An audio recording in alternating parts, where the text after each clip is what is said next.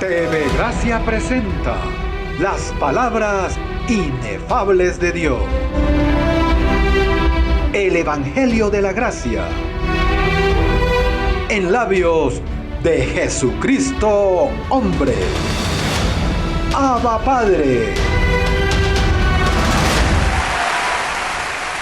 Bendecidos con toda bendición. Bueno, hoy el tema tiene en memoria que hace varios años hablamos de la senda de la vida. Hoy vamos a hablar cómo se formó, cómo lo descubrimos. Vamos a leer el verso que presenta el tema y es el Salmo 16, verso 15. Salmo 16, verso 15 dice: me mostrarás la senda de la vida. En tu presencia hay plenitud de gozo, delicias a tu diestra para siempre. Bueno, hoy leemos ese verso ya cumplido, porque ahí dice futuro, me mostrarás. Bueno, ya mostró el camino, la senda de la vida. Pero para encontrar esa senda, yo no sé si ustedes tienen memoria que estando yo comenzando en el falso evangelio de la circuncisión en la iglesia pentecostal Asamblea de Dios en Brooklyn, Nueva York, yo estaba en un programa que se llama Teen Challenge. Y entonces ahí yo tomaba clases bíblicas y estaba desarrollando mis primeros pasos en esa primera etapa del cristianismo. Y entonces yo veía muchas inconsistencias. Por ejemplo, había que bautizarnos en invierno, en pleno invierno. Entonces hacían una fila de hermanos, ponían un abrigo para que no te diera un resfriado, te ponían un abrigo y te sacaban.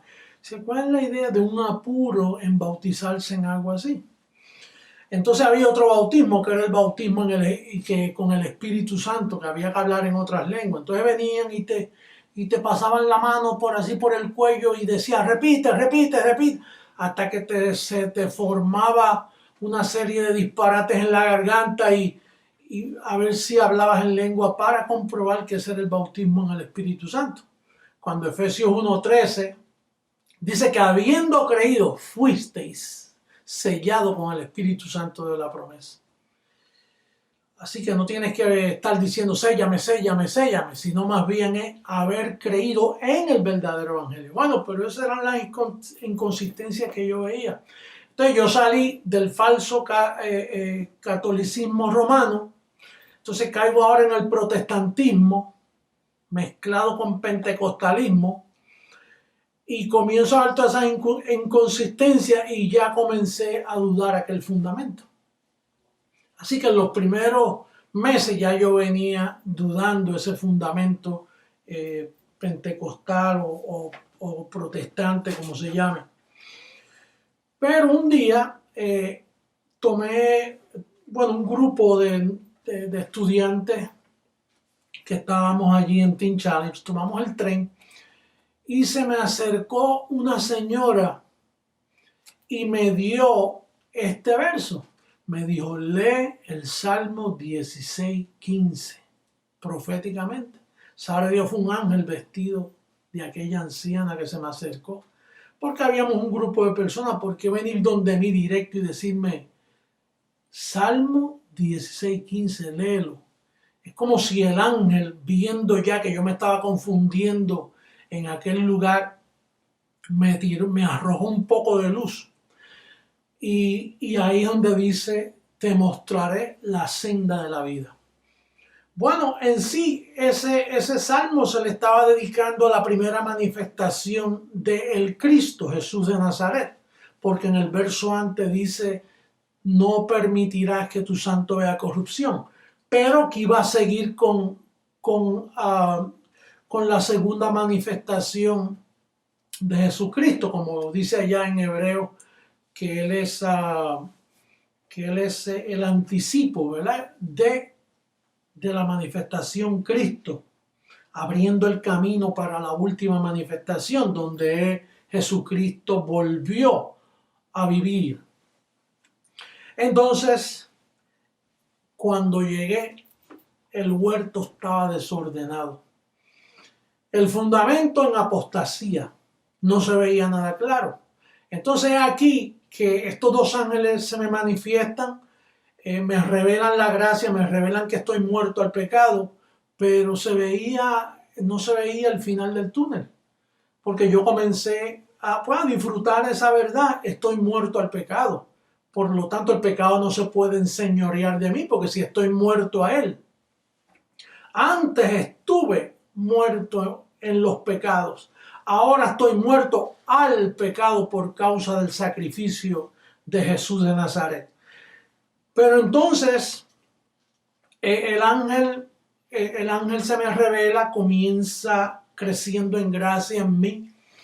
Y entonces, imagínate, el reguero, el montón de nudos doctrinales que había, no se veía. Era bien difícil.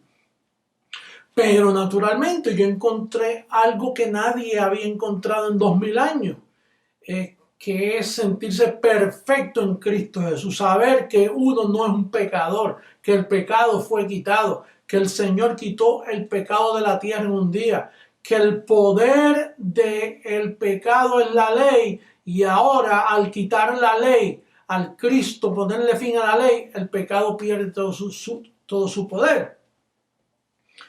Bueno, en fin, yo comencé a ver el terreno lleno de cadillos y de matorrales. El fundamento estaba allí, es como un edificio.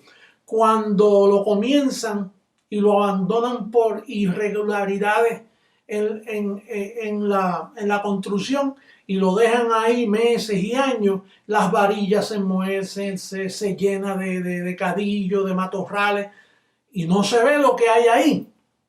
Pero comenzó el Señor. Primero comencé a aprender un poquito de predestinación, comencé a aprender que no hay cosa como tal libre albedrío, que por eso es que hoy hay una lucha tremenda. Se preguntaba a la prensa, ¿dónde está Dios delante de estos terremotos? Que Dios no atiende, ¿por qué no los evita?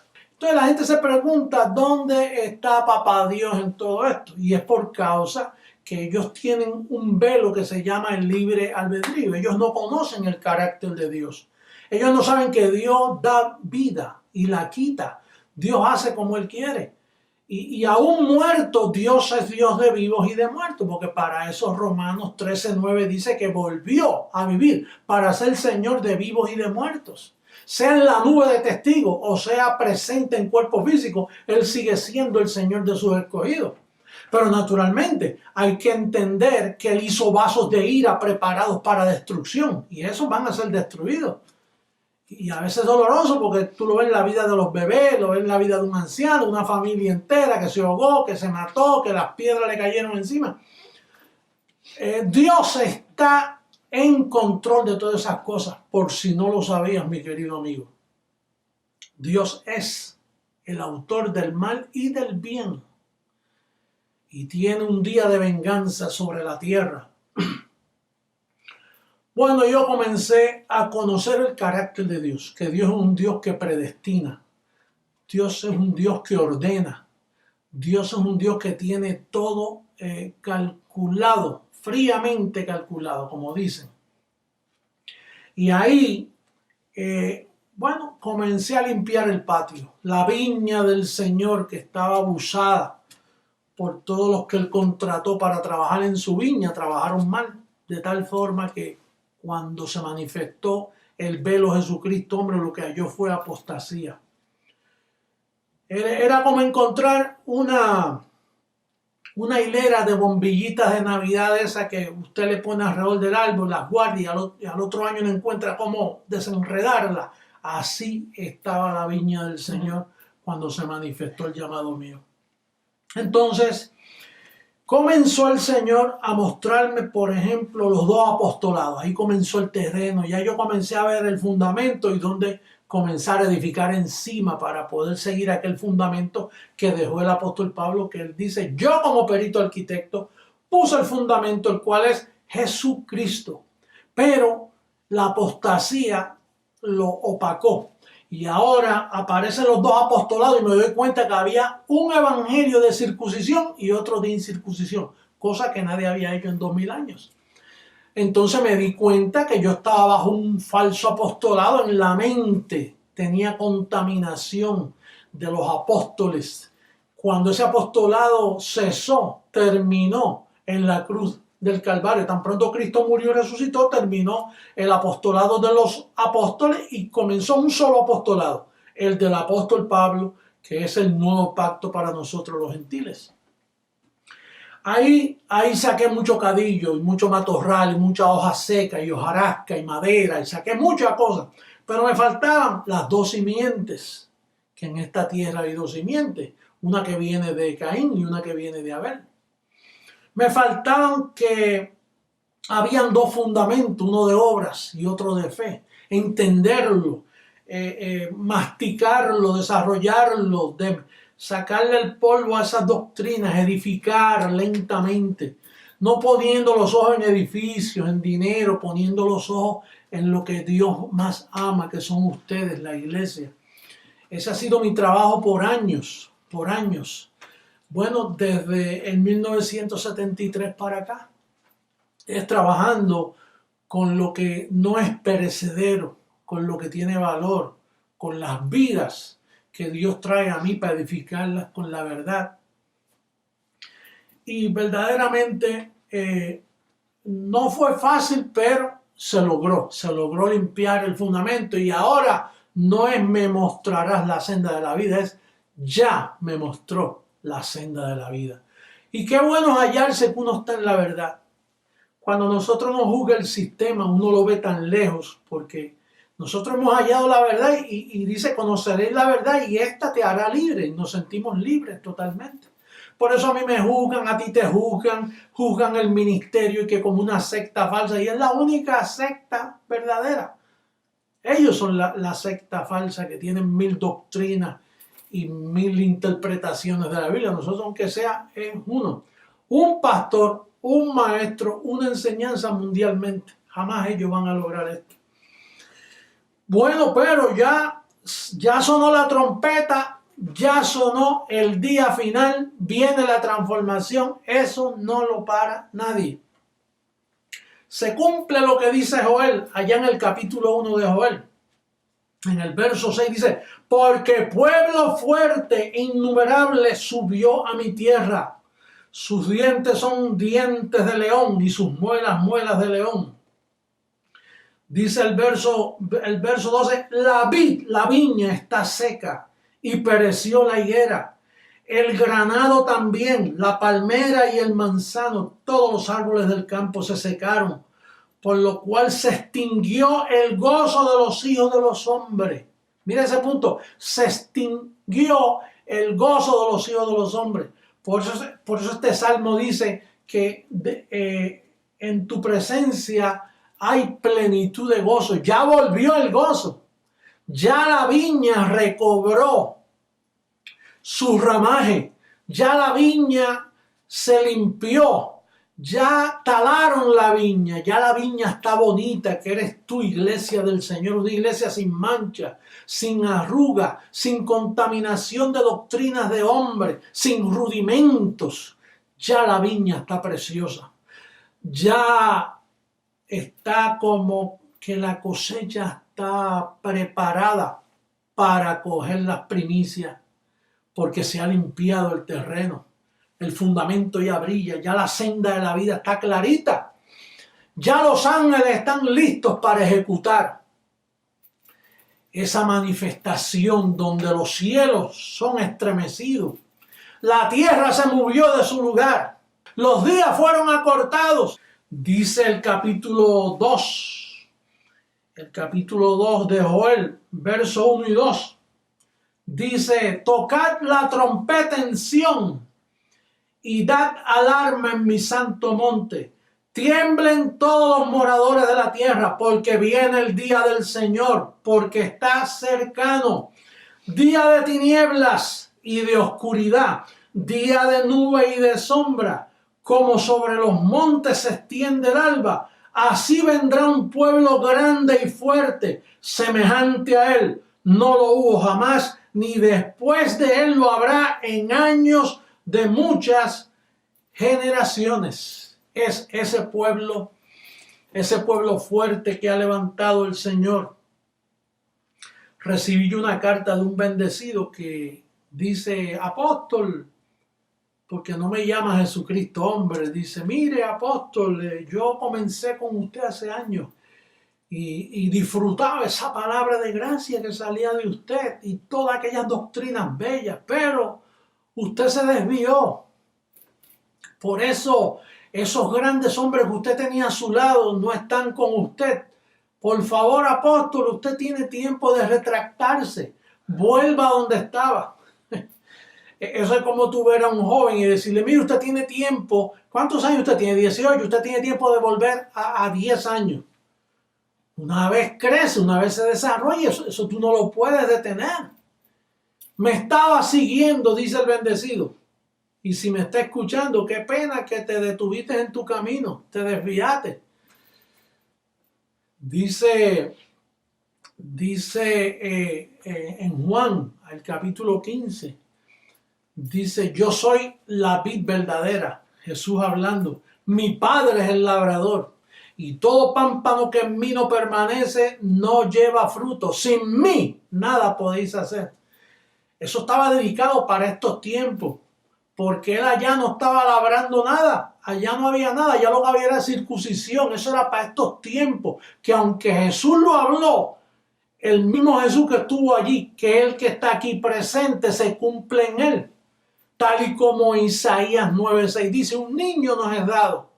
Dice Dios fuerte, viéndolo ya crecido. Dice: su gobierno nada lo detendrá.